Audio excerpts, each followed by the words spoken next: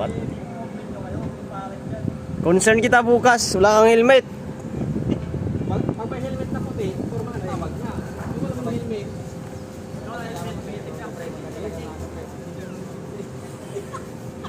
Kaibigan, Erector ka na pala? Sino nag-assign sa'yo sa Erector? Tambay ka lang dyan? tambay. Yun ang kagandahan sa Steelmax guys. Kasi pwede ka mag-standby eh. Yun o. Marlo. Dating vlogger, editor, team leader. First of all, thank you. Ngayon, Thank you for watching the videos of Rodrek Roads TV. welder na lang ngayon, Erector, welder. Para sa pamilya. Ilang bahay na nabili mo pre dahil sa Steelmax pre?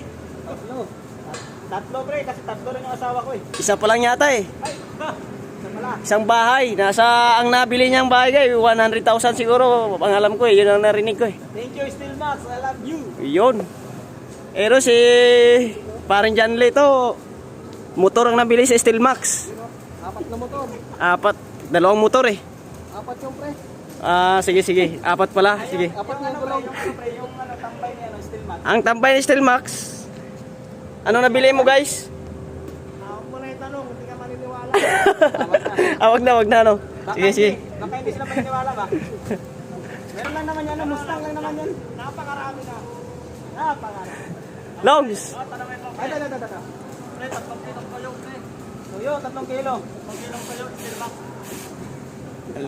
Ang lupit ng purma namin. Tiyan mo naman purma, 2 rebar lang yung